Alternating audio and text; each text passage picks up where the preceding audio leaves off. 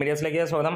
Abraham Ozler cinema ആദ്യ പ്രദർശനം കഴിഞ്ഞ് പുറത്തിറങ്ങുമ്പോൾ ഒരു കാര്യം വ്യക്തമാവുകയാണ്. 2024 ആദ്യത്തെ വിജയമാകാൻ പോവുകയാണ് എബ്രഹാം ഓസ്ലർ എന്നുള്ള. ആദ്യ പകുതി അതിഗംഭീരം എന്നുള്ള റിപ്ലൈ ആണ് വന്നിരുന്നെങ്കിൽ, അല്ലെങ്കിൽ റിപ്പോർട്ടുകളാണ് വന്നിരുന്നെങ്കിൽ, നമുക്ക് ഇപ്പോൾ കാണാൻ കഴിയുന്ന കാര്യം സെക്കൻഡ് ഹാഫും അതിലും ഗംഭീരം എന്നുള്ളത് തന്നെയാണ്. പ്രത്യേകിച്ച് നമുക്കറിയാം മമ്മൂട്ടി ഈ സിനിമയിലുണ്ടോ എന്നൊരു ചോദ്യം. ആ ഒരു ഒറ്റ ചോദ്യത്തിൽ തന്നെയാണ് നമുക്കിന്ന് സിനിമയുടെ ഗ്രാഫ് ഈ റേഞ്ചിൽ കയറിയതെങ്കിൽ സിനിമയിലും മമ്മൂട്ടി സിനിമയുടെ ഗ്രാഫ് ഉയർത്തുന്നു എന്നുള്ള അഭിപ്രായങ്ങൾ തന്നെയാണ് ഏറ്റവും ഹൈലൈറ്റായി വരുന്നത്.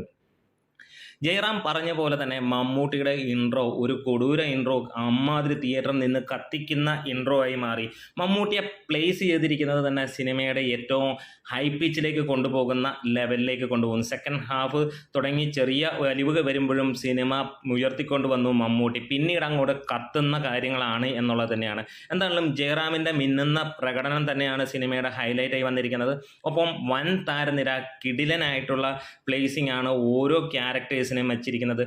ഏറ്റവും മികച്ച രീതിയിൽ എന്ന് പറയുന്നത് ആര് എന്നുള്ളൊരു സംശയം അങ്ങോട്ടും ഇങ്ങോട്ടും വന്നിരിക്കുന്നു. ഡയറക്ഷനാണോ, അഭിനയമാണോ, മമ്മൂട്ടിയുടെ പ്ലേസ്മെൻ്റ് ആണോ, അതോ മമ്മൂട്ടി ഈ സിനിമയിലുള്ളതാണോ? അങ്ങനെയുള്ള എല്ലാ കാര്യങ്ങളും വരുമ്പോഴും ഒരു കാര്യമാണ് പറയുന്നത്, വേറെ ഒന്നുമില്ല, ധൈര്യമായിട്ട് ടിക്കറ്റ് എടുക്കാം, അമ്മാതിരി കിടിലൻ പടമായിരിക്കുന്നു എന്നുള്ളതാണ്.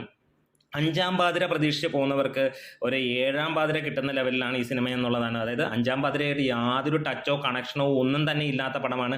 അങ്ങനെ പ്രതീക്ഷിച്ച് പോകുന്ന മണ്ടന്മാർ ആ സിനിമയ്ക്ക് പോവാതിരിക്കുക, 5-ാം പാതിര ഒന്നും കൂടെ എടുത്തിട്ട് കാണുക. അത് ഓൾറെഡി തന്നെ ഈ അണിയറ പ്രവർത്തകർ പറഞ്ഞ കാര്യമാണ്. ഈ സിനിമ എൻറ്റയർലി ഡിഫറൻ്റ് ആണ്. ഒരു മെഡിക്കൽ ഇൻവെസ്റ്റിഗേഷൻ അല്ലെങ്കിൽ നമുക്ക് ത്രില്ലർ എന്ന് പറയുന്ന ലെവലിലേക്ക് വരുന്നതാണ്.